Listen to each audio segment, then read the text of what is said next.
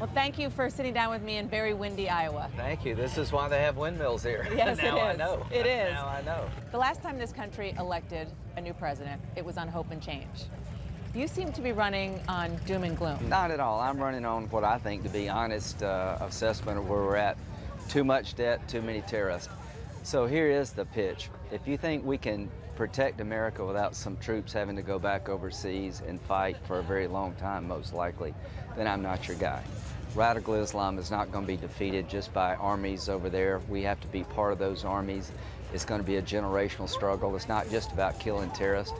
Building a schoolhouse for a poor girl in a remote region of Afghanistan will do more damage to the Taliban.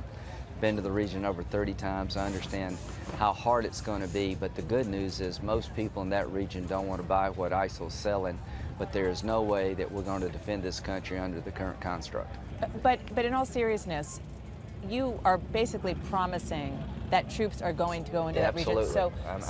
And you've even said, if you as a voter don't want war, don't vote for me. I didn't say you don't want, nobody wants war. If you don't want to defend the nation from radical Islam, don't vote for me. I don't know how you defend the nation without some of our forces going back to Iraq to help the Iraqi army. This is our war too. I'm not going to outsource our national security to a bunch of armies that don't know how to fight. How do you deal with Syria without forming an army in the region, and how do they win without us? Let's talk about something at the top of the news, which is the cyber attacks that we saw this past week again on the government, supposedly from the Chinese. Yeah. We know that you're calling for more money to try to combat cyber terrorism, right. And you said it could lead to a cyber Pearl Harbor. Yeah, that's what I've been told by our experts. People in the intelligence community are more worried about this than anything else, a cyber attack on our country to knock the grid off, to get into our financial systems and basically, shut down the financial services. So what would you do as president? But number one, you got to have more money. You got to set aside these budget cuts for defense and non-defense. Do Simpson Bowles. That's where the money's at. $70 trillion of unfunded liability from the retirement of the baby boomers makes us grease.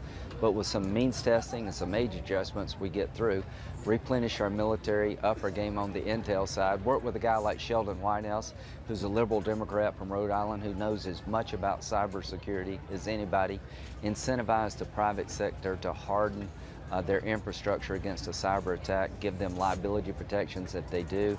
The Chinese and the Russians are a symptom of a greater problem. China is building islands over resource-rich waters that other nations claim because they think we're weak. They're intimidating their neighbors, and the only way we're going to reset world order is to get back in the game. You mentioned Russia. Vladimir Putin said this weekend, everything we do is just a response to threats emerging against us. There is no need to fear Russia. Well, tell that to the people who oppose him inside of Russia. It's hard to buy a life insurance policy if you're an opponent of Putin inside Russia. It is a totalitarian dictatorship. Tell that to the Ukrainian people who are being invaded by Russian proxies. Nobody believes that. Russia is trampling over Ukraine in violation of international law. Here's the concern I have.